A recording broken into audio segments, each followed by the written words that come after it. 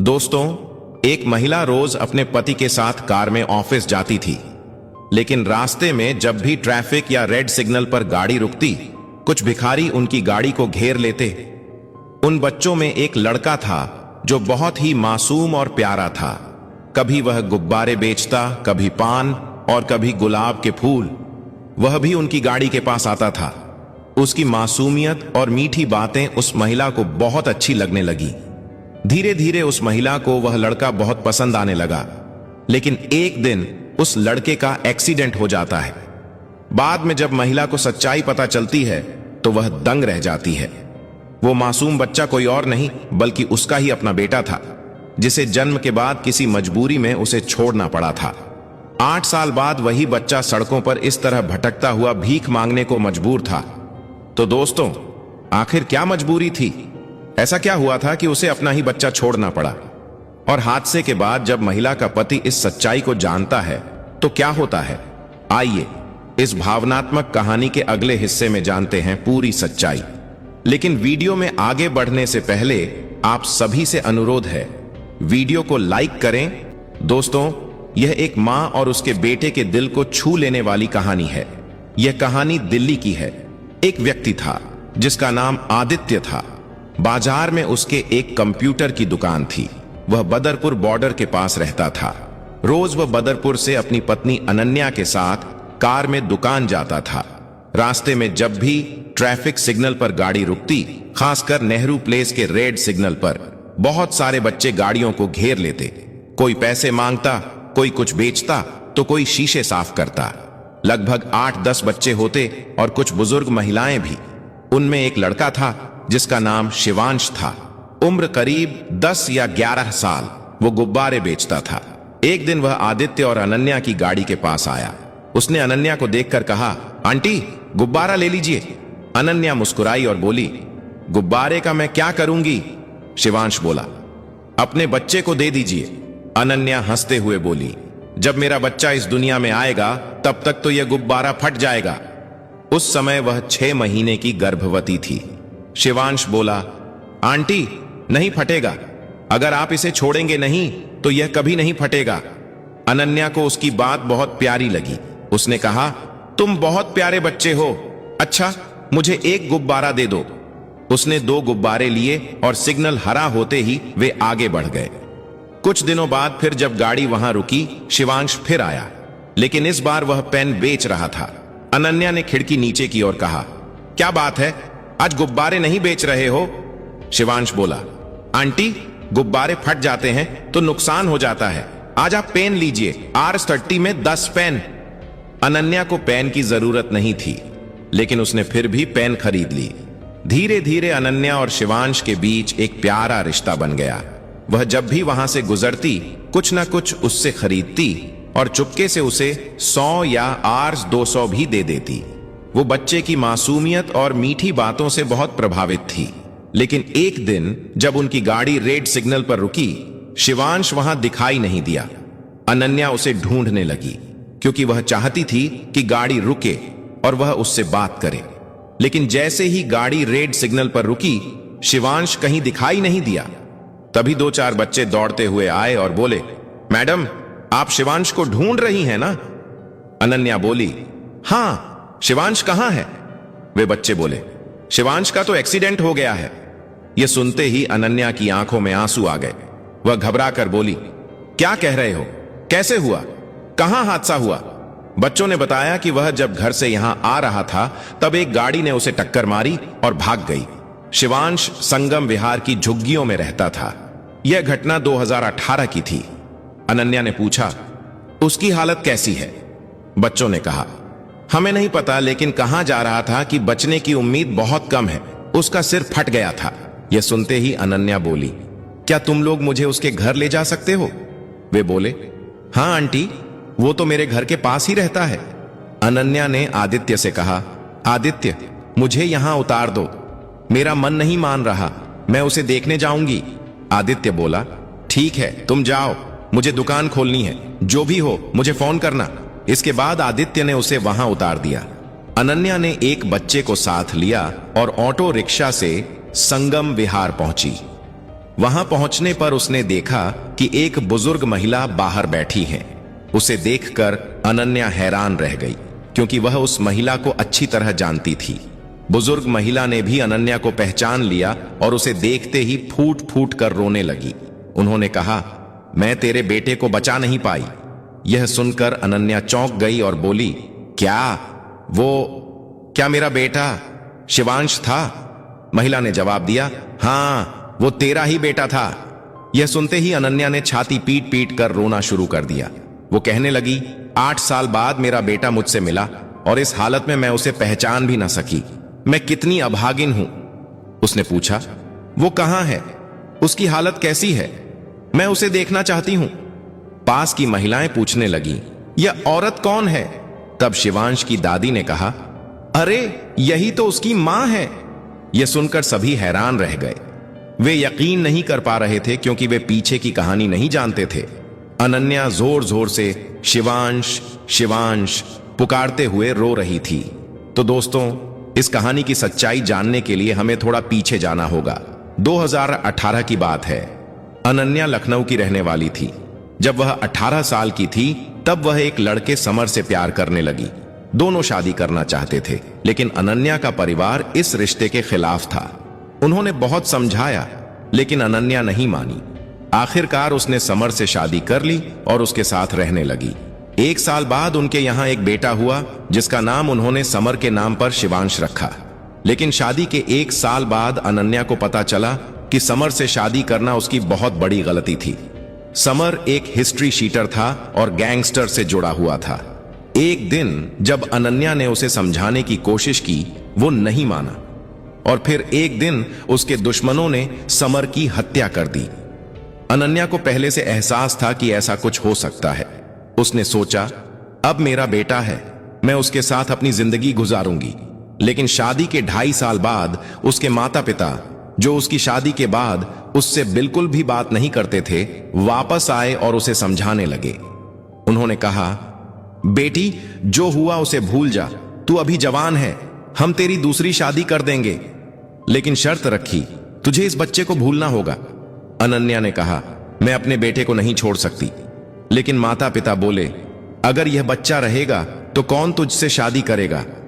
शिवांश के दादा दादी ने भी कहा, तू शादी कर ले, हम इस बच्चे को पाल लेंगे, यह हमारा खून है। अनन्या ने बहुत सोच विचार के बाद शिवांश को छोड़कर अपने माता पिता के साथ चली गई।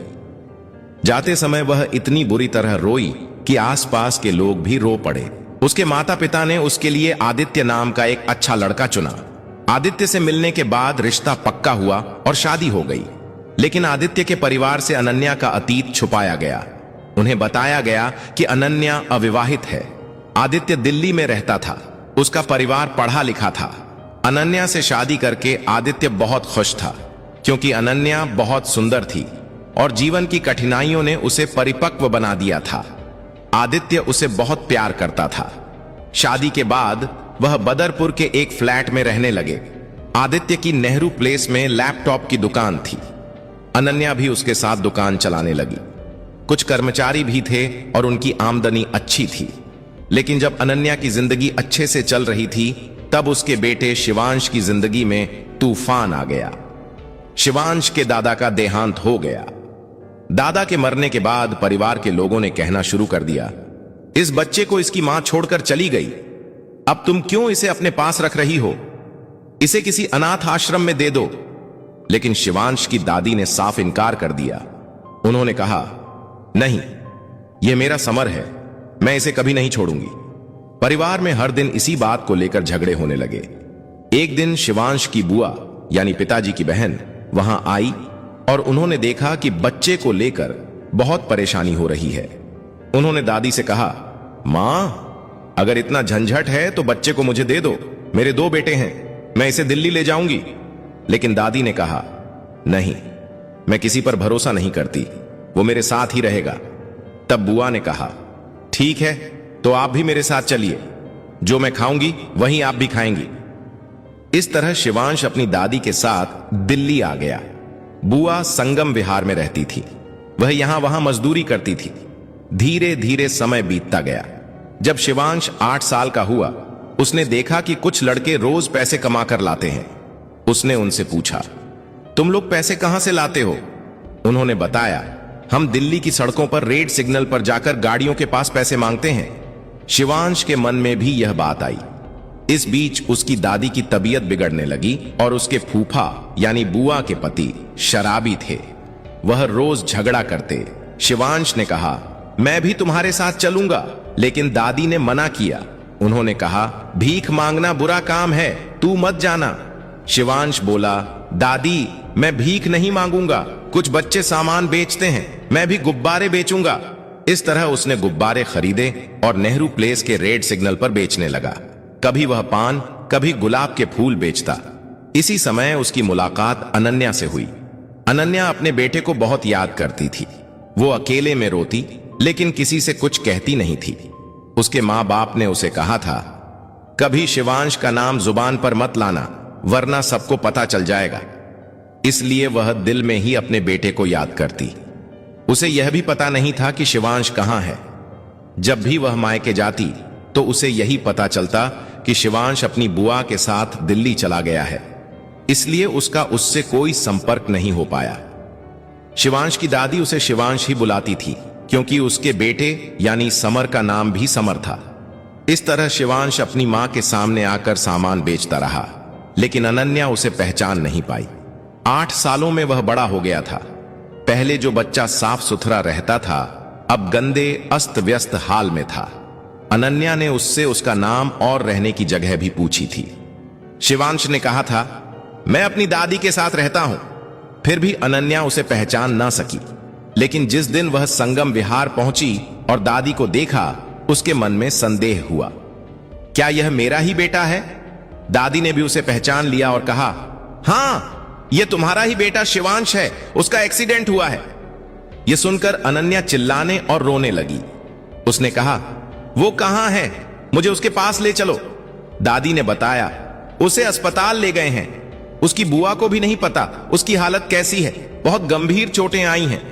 पास की कुछ औरतों ने कहा, चलो बहन, हम तुझे लेकर चलते हैं। वे उसे अस्पताल ले गए। अस्पताल में शिवांश की बुआ ने उसे देखा और रोने लगी। उन्होंने कहा, उसकी हालत बहुत खराब है, डॉक्टर कह रहे हैं कि बचने की उम्मीद बहुत कम है। अनन्या बोली, ऐसा नहीं हो सकता, यह दुआ करो कि वह मुझे छोड़कर ना जाए। 4-5 घंटे बीत जाने के बाद भी कोई खबर नहीं थी। शिवांश आईसीयू में था। इस बीच आदित्य बार बार फोन कर रहा था। अनन्या ने एक बार फोन उठाकर कहा, आदित्य, उस लड़के के बचने की कोई उम्मीद नहीं है, मुझे माफ करना, मैं आज नहीं आ पाऊंगी। आदित्य हैरान होकर बोला, क्या कह रही हो तुम? अस्पताल पहुंच गई हो? यह कैसी बात कर रही हो? उसके मां बाप हैं, वह देख लेंगे। लेकिन अनन्या कैसे बताती कि वह लड़का उसका अपना बेटा है? उसने कहा, आदित्य, मैं अभी बात नहीं कर सकती, और फिर फोन बंद कर दिया। 2 दिन बाद तीसरे दिन डॉक्टर ने कहा, अगर उसे होश आ गया तो वह ठीक हो जाएगा, वरना कुछ कहा नहीं जा सकता। तीसरे दिन ही डॉक्टर ने खुशखबरी दी, लड़के को होश आ गया है, अब आप लोग उससे मिल सकते हैं। यह सुनते ही सभी एक दूसरे को गले लगाकर रोने लगे। अनन्या दौड़कर गई और देखा, शिवांश की आंखें खुली हुई हैं। उसने कहा, आंटी, आप आ गई? अनन्या ने भावुक होकर कहा, बेटा, मैं आंटी नहीं, तुम्हारी मां हूं। उसने शिवांश को चूमा और गले लगा लिया। डॉक्टर ने मना किया कि ज्यादा बात ना करें। लड़के को होश आ गया है, अब टेंशन मत लो। 3 दिन तक अनन्या ने आदित्य को फोन नहीं किया, ना ही उसने अपना फोन ऑन किया। आदित्य परेशान होकर संगम विहार पहुंचा और पूरी बात जान गया। अस्पताल जाकर उसने अनन्या से कहा, तुम लोगों ने धोखा दिया है, हमारा रिश्ता खत्म। अनन्या कुछ नहीं बोल सकी, वो सिर झुकाए सब सुनती रही। आदित्य चला गया। अनन्या को एक ही सुकून था, शिवांश की जान बच गई। 1 हफ्ते बाद डॉक्टर ने शिवांश को छुट्टी दे दी। अनन्या उसे संगम विहार ले आई और उसकी देखभाल करने लगी। जब उसने आदित्य को फोन किया तो देखा कि उसका नंबर ब्लॉक कर दिया गया है। 10 दिन बाद आदित्य अपनी मां और बहन के साथ संगम विहार आया। अनन्या उन्हें देखकर फूट फूट कर रोने लगी। उसकी सास ने कहा, बेटी मत रो, चलो घर चलते हैं। अनन्या बोली, नहीं, मैं अब अपने बेटे को छोड़कर कहीं नहीं जाऊंगी। उन्होंने कहा। किसने कहा छोड़ने को? तुम्हारा बेटा, यहां तक कि उसकी दादी भी, सब साथ चलो। आदित्य बोला। चलो, मैं भी तो तुम्हारे बिना नहीं रह सकता। और फिर सब एक साथ चले गए। यह घटना 2018 की है। उस समय अनन्या 6 महीने की गर्भवती थी। 3 महीने बाद उसने एक बेटे को जन्म दिया। 2-3 साल बाद एक बेटी हुई। आज वह सभी एक अच्छा जीवन जी रहे हैं। शिवांश, अनन्या, उसका छोटा भाई बहन, सब बहुत खुश हैं। तो प्यारे दोस्तों, किसी भी बच्चे को उसकी मां से अलग नहीं करना चाहिए। और आज की कहानी यहीं समाप्त होती है। अगर कहानी अच्छी लगी हो तो लाइक करें, दोस्तों के साथ शेयर करें और नई कहानियों के लिए चैनल को सब्सक्राइब करें। धन्यवाद। दोस्तों, यह कहानी केवल मनोरंजन और शिक्षा के उद्देश्य से बनाई गई है। इसमें दिखाए गए सभी पात्र, घटनाएं और संवाद काल्पनिक हैं। किसी भी वास्तविक व्यक्ति, संस्था या घटना से इनका कोई संबंध नहीं है। कृपया इसे केवल कहानी के रूप में देखें और इसका आनंद लें। हम किसी की भावनाओं को ठेस पहुंचाना नहीं चाहते। धन्यवाद।